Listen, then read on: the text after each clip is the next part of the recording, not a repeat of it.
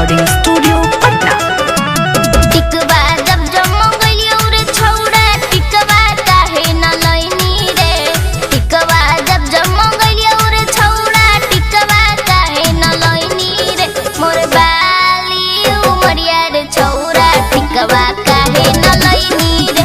मोर बाली उमरिया रे छौड़ा टिकवा काहे न लैनी रे। टिकवा जब जब बुलैलियो गे छौरी टिकवा काहे न पेन्हनी गे। टिकवा जब जब बुलैलियो गे छौरी टिकवा काहे न पेन्हनी गे। तोर बाली उमरिया गे छौरी नैहर काहे बितैनी गे।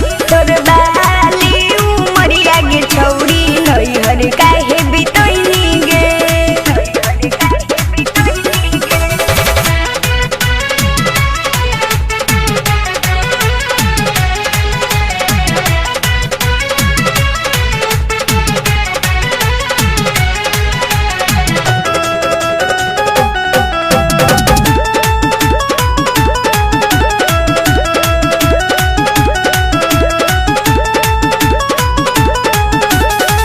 माई तोरा कैसन हौ ना दिल कौ मुँह देखाई रे। अगुआ बड़ुबा हमरा देला कौ फसाई रे। बाप तो हडल कहू ना पलंग कुर्सी गाय गे। नया दिल को भाई तोहर हमरा गोर लगाई गे।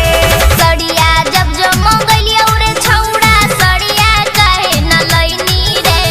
सड़िया जब जमगलियो रे छौड़ा सड़िया काहे न लैनी रे। तोर बाली उमरिया गे छौरी नैहर काहे बितैनी गे। तोर बाली उमरिया गे छौरी नैहर काहे बितैनी गे। नैहर काहे बितैनी गे।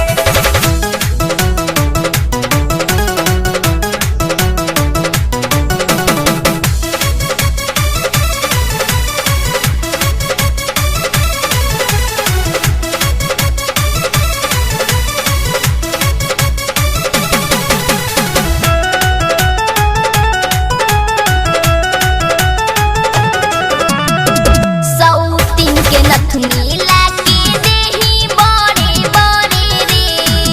सड़तौ जवानी तोर छौरा तरे तरे रे। छौरा तरे तरे रे। जपहियो भोरे राम राम हरे हरे गे।